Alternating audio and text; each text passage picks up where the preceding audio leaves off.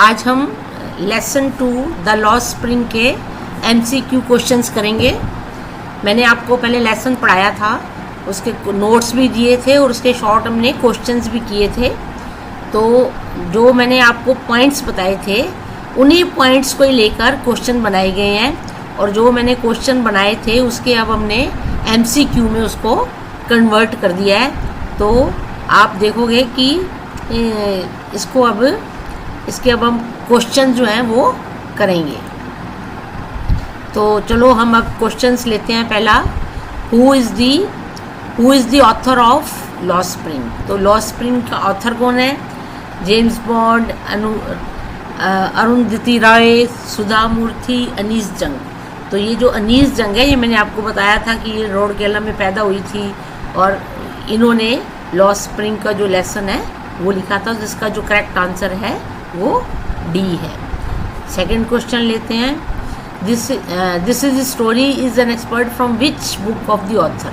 जो ऑथर थी उसने बहुत सारी किताबें लिखी थी। तो ये जो लॉस्ट स्प्रिंग है ये किस में से लिया गया है? तो lost spring stories of a stolen childhood, ये तो आपको एकदम फर्स्ट सुन के ही पता लग जाएगा कि ये वाला जो फर्स्ट पॉइंट है यही इसका आंसर है। और आपको मैंने स्टोरी में भी बताया था कि इसके बारे में कि कहाँ से उन्होंने लिया है। तो अगला करते हैं, what does the author analyse in the story. तो वो जो ऑथर थी उसने क्या एनालाइज किया, क्या पढ़ा? ये जो थर्ड आंसर है, rich people, garbage, poor children and their exploitation, her works. तो poor children and their exploitation, गरीब बच्चों के बारे में लिखा हुआ है, रैग पिकर्स, और वो कैसे उनको एक्सप्लॉयट किया जाता है। तो ये इसका आंसर सी जो है वो इसका आंसर है। अब what is the central theme of the story of lost spring. अब लिखी क्यों गई है ये स्टोरी? मैंने आपको जितने भी लेसन्स पढ़ाए थे मैंने आपको बताया था कि उस स्टोरी का पीछे मीनिंग क्या है। तो ये सेम ही है, सेंट्रल थीम। तो इसका सेंट्रल थीम क्या है? Pitiable poor children and their lost childhood. Means वो जो गरीब बच्चे हैं उनकी बड़ी क्या कहते हैं, पिटी होता है, दया वाली कंडीशन है, और उनका जो बचपन है वो छिन गया। ये इस स्टोरी में बताया गया है। What forces the children to live a life of exploitation. अब इतने कोई भी बंदा गरीबी में क्यों जीता है? तो गरीब, ये देखो पॉवर्टी, क्योंकि जो बंदा गरीब होता है उसका ही क्या कहते हैं, मिसयूज़ भी किया जाता है। जो अमीर लोग होते हैं वो गरीब लोगों का मिसयूज़ करते हैं। तो यहाँ पे जो चिल्ड्रन है वो एक्सप्लॉयटेशन क्यों होते हैं, उनकी क्या कहते हैं, ज़्यादा हरासमेंट क्यों होती है? क्योंकि पॉवर्टी की वजह से उनकी होती है। तो इसका करेक्ट आंसर है एक्सट्रीम पॉवर्टी, बहुत ज़्यादा ही गरीबी है। अब author, according to the author, what was garbage for the parents. अब गार्बेज, वो कूड़ा भिनते थे सुबह सुबह, अपने थैले लेके जाते हैं, भिनते हैं। तो वो थैले क्यों ले जाते हैं? उनको मीन्स ऑफ एंटरटेनमेंट, क्या उनको मज़ा आता है? जॉय मीन्स भी मज़ा, सौरव मीन्स क्या दुख भी करते हैं, मीन्स ऑफ सर्वाइवल। सर्वाइवल का मतलब होता है जिंदा रहने के लिए। तो जो रैग पिकर्स हैं वो जिंदा रहने के लिए ये जो है गार्बेज का काम करते हैं। According to the author, what was the garbage for the children. अब ऑथर के हिसाब से गार्बेज बच्चों के लिए क्या चीज़ है? मीन्स ऑफ एंटरटेनमेंट, मज़ा आता है उनको, टाइम पास करते हैं, प्ले खेलते हैं, या ए वंडर, कि एकदम बिल्कुल अलग सी चीज़ है। तो इसका आंसर है वंडर। Who was Sahib. अब साहिब कौन था? शॉपकीपर था, सर्वेंट था, रैग पिकर था, स्टोर कीपर था। शॉपकीपर तो नहीं था, दुकान पे थोड़ी बैठता था, ना वो नौकर था किसी का। वो रैग पिकर, झोला लेके जो कूड़ा था वो भिनता था, तो वो रैग पिकर था। इसका आंसर सी है। तो what was Sahib looking for. Sahib क्या देख रहा था? क्या देखता था? अंडे देखता था, गोल्ड देखता था, कॉइन देखता था, टॉयज देखता था। क्या देखता था? जो गोल्ड है, कहीं जो कूड़ा है उसमें कहीं गोल्ड मिल जाए, तो वो इसका बी आंसर है। वो गोल्ड, उसको उस कूड़े को भिन के गोल्ड देखता रहता था। इस Sahib happy working at the tea stall. Sahib जब उसको टी स्टॉल पर नौकरी मिल गई थी तो वो क्या खुश था? हैप्पी मीन्स खुश। तो वो कहता है यस, या तो ये है yes he earns money, no earning but no freedom. मैंने आपको बताया था कि उसको जब ऑथर ने भी पूछा कि तुम खुश हो, तो उसने कहा कि नहीं मैं खुश नहीं हूँ, पर अब मुझे तनख्वाह मिलती है और साथ में पर मेरा फ्रीडम जो है ना, अपना मैं जो काम है वो नहीं है। तो इसका डी आंसर है अर्निंग, पैसे तो कमा रहा हूँ पर मुझे मेरी फ्रीडम नहीं है, अपनी मर्जी से मैं काम नहीं करता हूँ, जो मेरा मालिक है उसकी वजह से मुझे काम करना पड़ता है। Why did Sahib Alam not go to school, वो स्कूल क्यों नहीं जाता था? Not interested, had no money to pay fees, wanted to go for movies, wanted to earn money. तो क्या था? उसके पास पैसे नहीं थे फीस देने के लिए, उसके पास पैसे नहीं थे। तो बी जो है वो इसका आंसर है। What is the meaning of Sahib Alam? अब साहिब आलम का मतलब क्या होता है? तो वो ऑथर ने उससे पूछा भी था ना कि तुम्हें इसका अपने नाम का मतलब पता है? तो उसको पता ही नहीं था कि मेरे नाम का क्या मतलब है।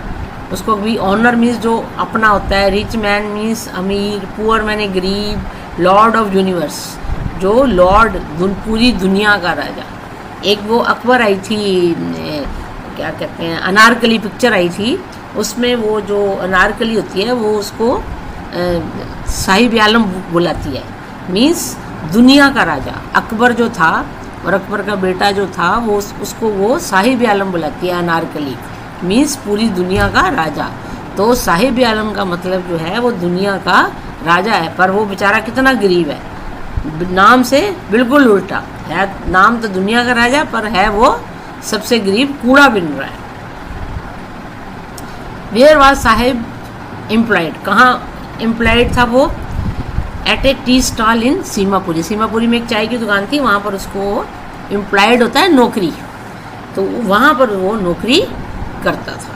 साड़ी शॉप पे नहीं करता था, ना ज्वेलरी मीन्स सोने की दुकान पे करता था, ना स्वीट मैंने मिठाई, साड़ी मैंने साड़ियाँ जो पहनते हैं वो टी स्टॉल मैंने जो चाय ठेला लगा होता है ना, छोटा सा टी स्टॉल होता है, वहाँ पे वो नौकरी करता था। What is the author calling garbage as a gold in the story? अब ऑथर ने गार्बेज को गोल्ड क्यों कहा है? बिकॉज ऑफ ज्वेल्स, क्या उसमें ज्वेल्स पाए जाते हैं या जेम्स पाए जाते हैं या सोना पाया जाता है? Because of its encashment value, क्योंकि जब वो गार्बेज इकट्ठा करके ले जाते हैं उसमें क्या होता है, बहुत कुछ होता है, प्लास्टिक होता है, गत्ते होते हैं, कागज़ होते हैं, तो वो उनको बेचते हैं और वो उनको बेच के पैसे कमाते हैं, इसलिए इसका नाम रखा गया because of its encashment value. जो भी वो कूड़ा बीनते हैं, जो भी वो चीज़ इकट्ठी करते हैं, उनसे उनको पैसे मिल जाते हैं, कैश मिल जाता है, इसीलिए गार्बेज को वो गोल्ड बोलते हैं। What do the boys appear like to the author in the story? अब लड़का कैसे लगता था? तो मॉर्निंग क्रोज, क्रोज होता है कौवे, इवनिंग क्रोज शाम के कौवे, मॉर्निंग बर्ड्स सुबह की चिड़ियाँ, इवनिंग बर्ड्स शाम की चिड़ियाँ। तो ऑथर को वो मॉर्निंग बर्ड्स क्यों? क्योंकि वो सुबह सुबह उठते हैं, चिड़ियाँ जो होती हैं वो भी सुबह सुबह उड़ जाती है, जैसे दिन निकलता है चिड़ियाँ उड़ जाती हैं। ऐसे जो रैग पिकर होते हैं वो सुबह सुबह जैसे दिन निकलता है वो उड़ जाते हैं और अपना थैला अपने पीठ पर टांग के गार्बेज को इकट्ठा करने के लिए निकल जाते हैं, इसलिए ऑथर ने उनको मॉर्निंग बर्ड्स बोला। तो इसका आंसर है ये सी, इसका आंसर है।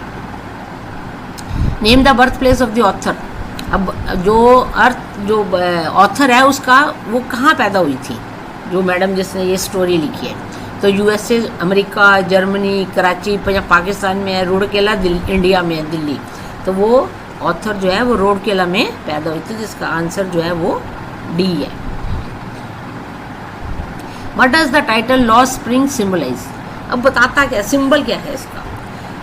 Lost blooming childhood means lost spring क्या होता है? स्प्रिंग सीजन सबसे अच्छा होता है, फूल खिलते हैं, मौसम बहुत बढ़िया होता है। तो ये जो बच्चे हैं इनका जो बचपन है वो स्प्रिंग है, जो बच्चों का बचपन होता है वो स्प्रिंग से कंपेयर किया गया है, और वो बचपन में ही कूड़ा बीन रहे हैं अपने, इसलिए उन्होंने बचपन में ही काम करना शुरू कर दिया, तो जो उनका बचपन है वो ख़त्म हो गया, इसलिए इस लेसन का नाम जो है वो लॉस्ट स्प्रिंग रखा हुआ है। तो इसका लॉस्ट माने खो देना, ब्लूमिंग चाइल्डहुड जो अब उनका खिलने का टाइम होता है बचपन, वो लॉस्ट हो गया, गुम गया, इसलिए लॉस्ट स्प्रिंग इसका लेसन है। Autumn season, lost money, lost age इसका आंसर नहीं है। Saheb hailed from which place? अब वो कहाँ से आया था? साहिब मैंने आपको बताया था ना कि उसके दिल्ली में तो रहते थे, इधर ईस्ट दिल्ली में, बंगाल में नहीं थे, green field of Dhaka, Dhaka में वो क्या आया था, तूफान आया था, उनका जो खेत से घर से सब बह गए थे, तो इसलिए फिर उन्होंने वो इंडिया में दिल्ली में आके बस गए थे। तो इसका आंसर है C, green field of Dhaka. Why did Sahib go through garbage dumps, क्यों जाता था? To find a silver coin, a rupee, a 10 rupee note, all of this, कुछ भी मिल जाए, चाहे सिल्वर कॉइन मिल जाए, चाहे रुपया मिल जाए, चाहे 10 रुपये मिल जाए, कुछ भी मिल जाए, तो ये जो कुछ भी मिलने के लिए वो गार्बेज को बीनता रहता था। तो इसका आंसर है डी, ये आप याद कर लीजिए। वाई डिड साहब लीव हिज हाउस, उसने अपना घर क्यों छोड़ दिया था? Because the storm swept away his house and field. ये देखो वही आ गया ना, मैंने एक क्वेश्चन भी आपको कराया हुआ है कि वो क्यों आया था। ये मैंने जब आपको स्टोरी पढ़ाई थी तो एक मैंने क्वेश्चन आपको इस पर लिखवाया था और उसका आंसर भी बताया था। क्योंकि जो स्टॉर्म थी, स्वेप्ट अवे मीन्स वो बहा के लेगी उसका घर और खेत, इसलिए वो बिल्कुल बेकार हो गए, पैसे ख़त्म हो गए, तो उनको अपना घर जो था वो छोड़ना पड़ा। तो इसका आंसर है A, to enjoy a life of लेयर। ये नहीं, ये तीनों गलत हैं, ए वाला जो है वो ठीक है।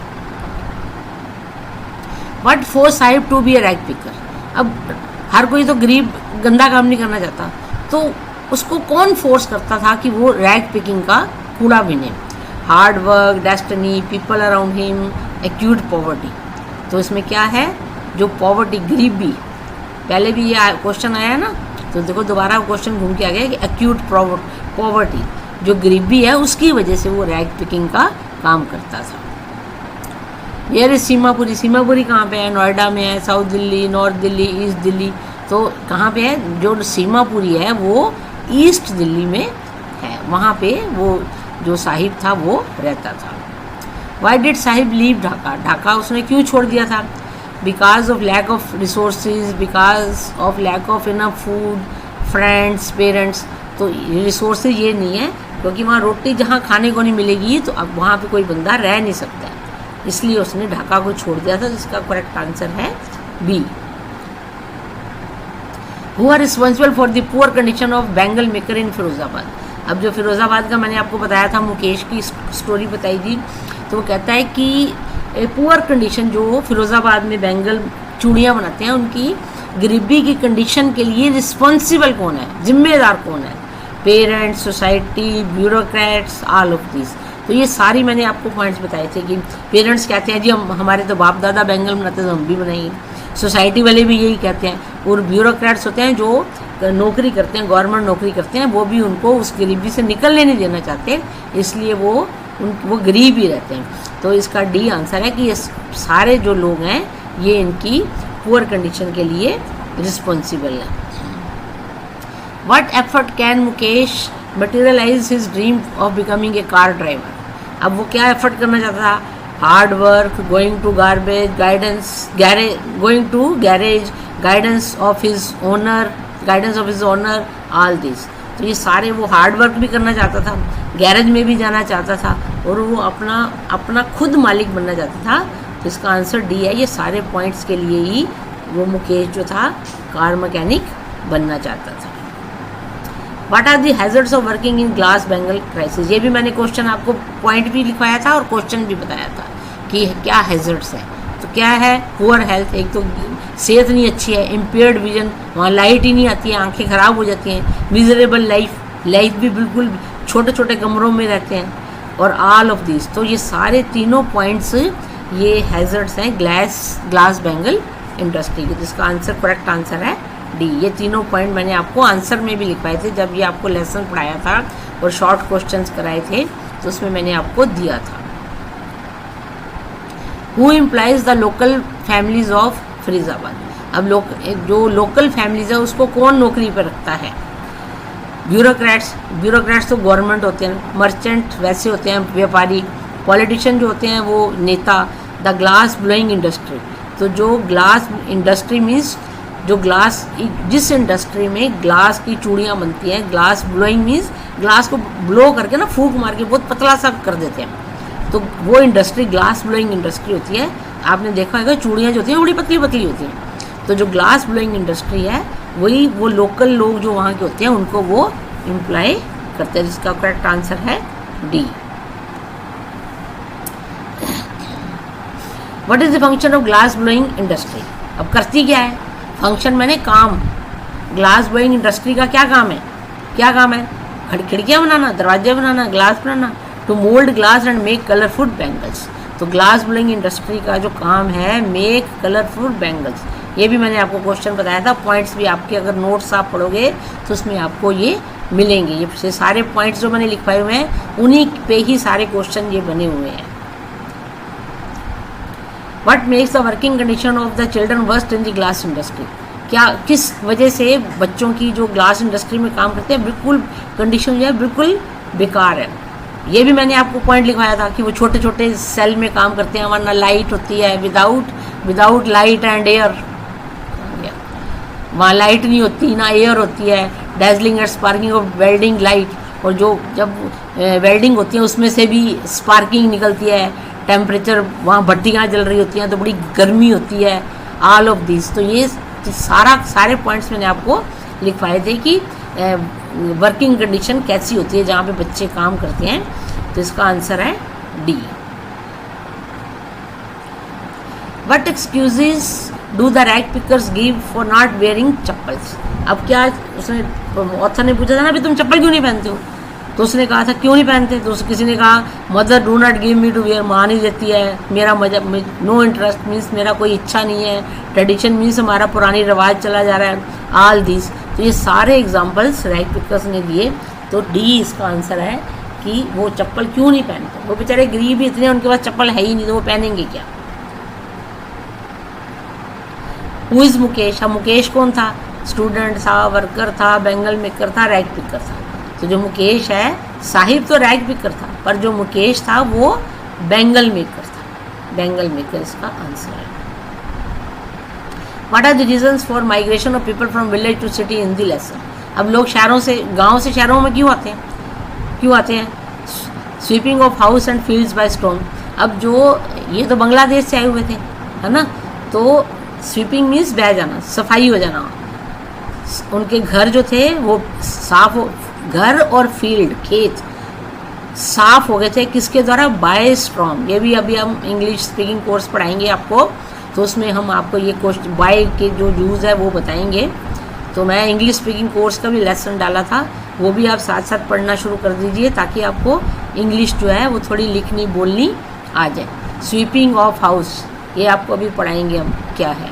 No money, no education, no safety. तो इसका आंसर है कि उसका जो घर और फील्ड था वो स्ट्रॉम बहा के ले गई थी, इसलिए उसने अपना घर छोड़ा था।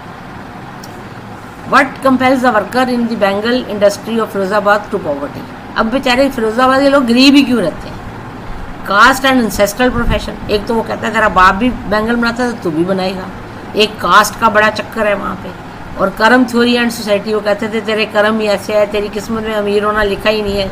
कर्म के ऊपर वो अपनी किस्मत को रोते रहते हैं, इसलिए उस ऑथर ने ये नाम दिया। ब्यूरोक्रेट्स एंड पॉलिटिशियन, और जो गवर्नमेंट नौकरियाँ हैं, पुलिस है और जो गवर्नमेंट दफ्तरों में काम करते हैं या पॉलिटिशियन जो हैं वो भी पैसा खाते हैं। तो ऑल ऑफ दिस, तो इसीलिए तीनों जो लोग हैं ये उनको ऊपर फिरोज़ाबाद में जो बैंगल बनाते हैं, जो गरीब लोग हैं उनको ऊपर उठने ही नहीं देते हैं। तो इसका डी आंसर है। अगर आप पॉइंट्स उसमें देखोगे जो मैंने पढ़ाया था तो आपको उसमें भी पता लगेगा, ये सारे पॉइंट्स लिखवाए हुए हैं। The city of Firozabad is famous for what? ये भी क्वेश्चन लिखवाया हुआ है मैंने, किसके? कास्ट के लिए, रैग पिकर, पॉवर्टी, बैंगल। तो फिरोज़ाबाद डायरेक्ट नाम आता है बैंगल्स पे, तो इसका आंसर है D, bangle. Firozabad is the centre of which industry? कौन सी इंडस्ट्री की है? जब वहाँ पे चूड़ियाँ बन रही हैं तो नेचुरली ये ग्लास ब्लोइंग इंडस्ट्री होगी, और कुछ तो हो नहीं सकता। तो डायरेक्ट आप आंसर इसका ये याद कर लीजिए कि फिरोज़ाबाद जो है वो ग्लास ब्लोइंग इंडस्ट्री के लिए फेमस है। How is Mukesh attitude different from that of family? अब जो मुकेश था वो कार मैकेनिक बनना चाहता था और उसकी फैमिली वो और कुछ कहती थी कि तू तो, तेरा बाप भी चूड़ियाँ बनाता है, तू भी चूड़ियाँ बनाएगा, वो खेती करेगा। तो मुकेश का जो सोच थी, एटीट्यूड मीन्स जो उसकी सोच थी, फैमिली से अलग कैसे थी? बीइंग डेयरिंग, डेयरिंग मीन्स बड़ी हिम्मत वाला था, फर्म एंड क्लियर, एक मजबूत आदमी था और क्लियर था एकदम, इसलिए उसका जो एटीट्यूड था वो डिफरेंट था। डायरेक्ट इसका आंसर जो है मुकेश का एटीट्यूड क्या था, डेयरिंग, फर्म एंड क्लियर। वो फाइटर नहीं था, ना ही वो फाइटर मैंने लड़ने वाला, कॉवर्ड मीन्स डरने वाला, ऐसा कुछ नहीं था वो। ए इसका जो है वो आंसर है। What is the meaning of survival? अब सर्वाइवल का मतलब होता है जिंदा रहने के लिए। अब जिंदा रहने के लिए आपको क्या चाहिए? सीमापुरी के लोगों को, सीमापुरी में सर्वाइवल का मतलब क्या है? Work, merchandising, education, rag picking. तो सीमापुरी में जो साहिब था वो क्या था? रैग पिकर था। तो इसका सीधा आंसर सीमापुरी से रैग पिकिंग पे आ जाता है कि रैग पिकिंग इसका आंसर है। What is the metamorphic symbol of Seemapuri in the lesson? Metamorphic होता है कि जो हम दो चीज़ों को कंपेयर करते हैं। अब मेटामॉर्फिक जो सीमापुरी है उसको हम गरीबी से कंपेयर नहीं कर सकते। Exploitation, enjoyment, hello. हेल क्या होता है? नरक। एक स्वर्ग होता है, एक नरक। नरक क्या होता है? बिल्कुल गंध। तो जो सीमापुरी के लोग हैं वो गंध में रहते हैं, हेल में रहते हैं, इसलिए इसका ये आंसर ए लिटिल हेल जो है वो है। What is Mukesh dream? अब मुकेश क्या बनना चाहता था? डॉक्टर बनना चाहता था, मर्चेंट, बिजनेसमैन, मोटर मैकेनिक। तो डायरेक्ट आपने पढ़ा था कि मुकेश जो था वो मोटर मैकेनिक बनना चाहता था, तो डी इसका आंसर है। What changes did Anees Jung see in the Sahib when she saw him standing by the gate of neighbourhood club? मैंने आपको पढ़ाया था ना, वो नेबरहुड वहाँ जो क्रिकेट क्लब थी वहाँ खड़ा होता था। तो जो ऑथर ने जब उसको देखा कि वो बाहर वो खड़ा है, गेट के बाहर खड़ा है, तो उसने क्या चेंज उसको नजर आई? As if he lost his freedom, lost his ownership, lost his joy, all of this. तो जब वो खड़ा हुआ तो इसका मतलब उसने फ्रीडम भी खो दिया, ऑनरशिप, आप वो अंदर नहीं जा सकता, जॉय मैंने खुशी, तो उसने सब कुछ अपना, एनिस जंग ने देखा कि उसने अपना सारा कुछ खो दिया।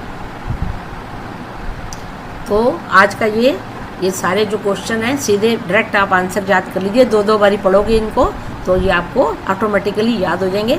फिर आप ये क्वेश्चन लिख लीजिए और इनके आंसर अपने आप लिख के और फिर इसके साथ कंपेयर करके आपको पता चल जाएगा कि आपको कितना जो लेसन है, लेसन ही कितना आ गया। अगर आप इन क्वेश्चंस के आंसर कर लोगे तो इसका मतलब आपको पूरा ही लेसन आ गया।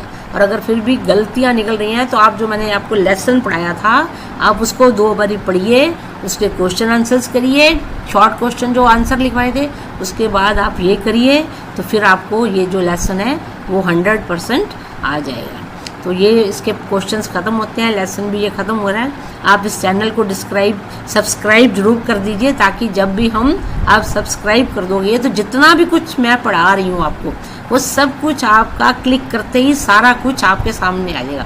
चाहे वो नोटिस होए, चाहे कोई भी लेसन होए, चाहे इंग्लिश का कुछ भी होएगा तो आपका आ जाएगा। इसलिए आप इसको सब्सक्राइब करो और अपने फ्रेंड्स को भी भेज दो, शेयर भी करो ताकि दूसरे लोग बच्चे जो हैं वो भी इसका फ़ायदा उठा सकें।